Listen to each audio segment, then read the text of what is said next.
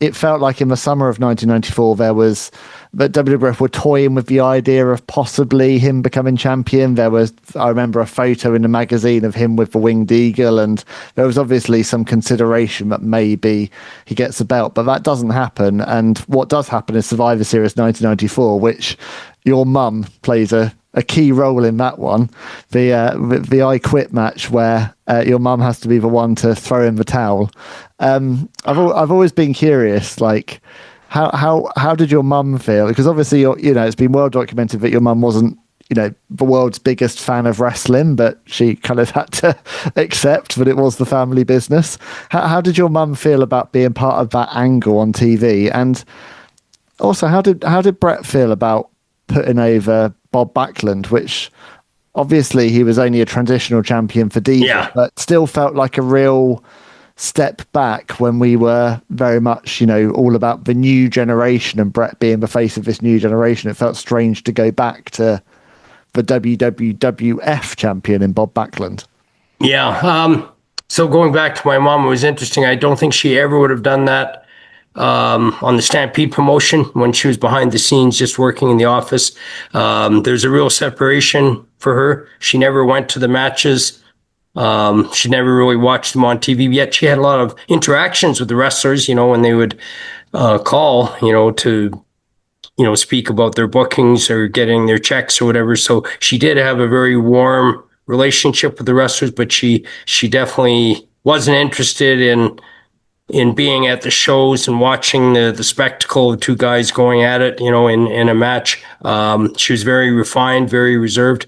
So years earlier, she would not have allowed herself to be put in that kind of a role. But, when she and my dad retired and they kind of got out of the business, they started to have fun in their lives, and there's less stress and pressure on them, at least from the business, right? Not having to deal with the wrestlers and the highs and lows of business sometimes. And it was a huge weight off their backs. And, to WWE's credit, they flew my parents to several shows. I think my dad was there when Bret first won the Intercontinental title. And my mom went to a couple of shows with my dad, and was seen in the audience. And then they decided to use this idea in the storyline. And I think it fit great. My mom just saw it was helping Bret and creating a storyline. And it wasn't too sleazy or unbecoming. It was just sort of a mother's reaction,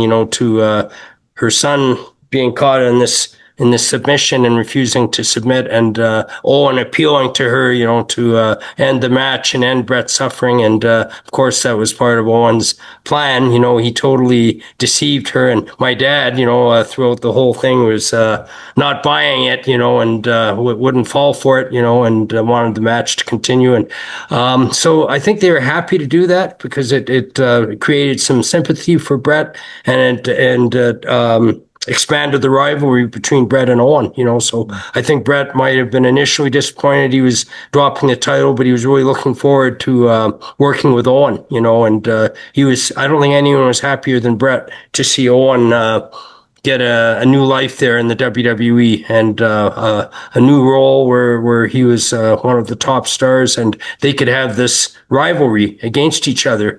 And they had incredible matches, and it was great. There was no ego problems there or selfishness. They just had incredible matches. And I think if Bret had been asked to drop the title to Owen, he probably would have done it very willingly. And they had a long 7 or 8 month program, and and they worked on top just about everywhere, and had some incredible matches, and they could really showcase what they could do, so. For Bret, he'd been kind of screwed out of the title like he had been against Yokozuna. And then, he would get that opportunity back, and when they decided Kevin Nash wasn't maybe catching on or getting over as champion, they had him drop the title back to Bret. That match is incredible. I mean, that match is so historic, not only because I think it's the first time that someone goes through a table on WWF TV, but also that finish where he kind of plays possum and then rolls up, Diesel into a little small inside cradle, and then Diesel's face of fury Yeah. when he realizes Oh, what's yeah. happened. It's just, Yeah. that's a masterclass. Again, I think, undoubtedly that's Kevin Nash's best match. And I think it's one of Bret's best matches as well, because it's just so, 1995 was not an easy year in the WWF at all creatively, but that match was like it was a bit like the WrestleMania 13 match. It was like a nod to what's to come. Like you could kind of see that, we're starting to get attitude. Things are changing now. Things are getting a bit edgier. And that match was like a real precursor for where everything was going. It certainly was. And, and it was a good sign that Bret could come back. He could lose a title, like when he lost the Intercontinental title to the Mountie in that match, and came back and beat Roddy Piper for it. I mean, that was a classic match. Yeah. That could be another Hall of Fame entry. Just incredible, and one of the very few times Roddy Piper ever lost. I can't remember. And it was just an incredible match, and both baby faces too. But Bret just had that staying power. He could lose the title and then come back 7 or 8 months later and win it again, and still be as refreshing as any champion, and always had a fan base or following. I don't think Bret was ever pushed down the throats of WWE fans. They always embraced him. They always supported him, and he knew how to get sympathy and be an underdog, and he found ways to come back and beat guys very believably, very plausibly. Yeah, and it's a good point you make about him not being forced down our throats, because one thing that defines Bret's run in the WWF was, he was the perennial underdog. Even when he was champion, he was always facing these bigger foes, and he becomes a 5-time champion because there keeps being obstacles put in his way that he has to overcome. He never had a huge undefeated run where you'd see him headlining WrestleMania after WrestleMania after WrestleMania and winning all the time. And I think that was part of his appeal, was that you were always rooting for Bret, but so many times he'd get screwed out of things or something would go wrong. But you always wanted him to get that victory in the end, and that is the heart of great storytelling, isn't it? You want to root for the underdog. You want someone who doesn't win all the time, but who carries on, who gets back up, who dusts themselves off and keeps going.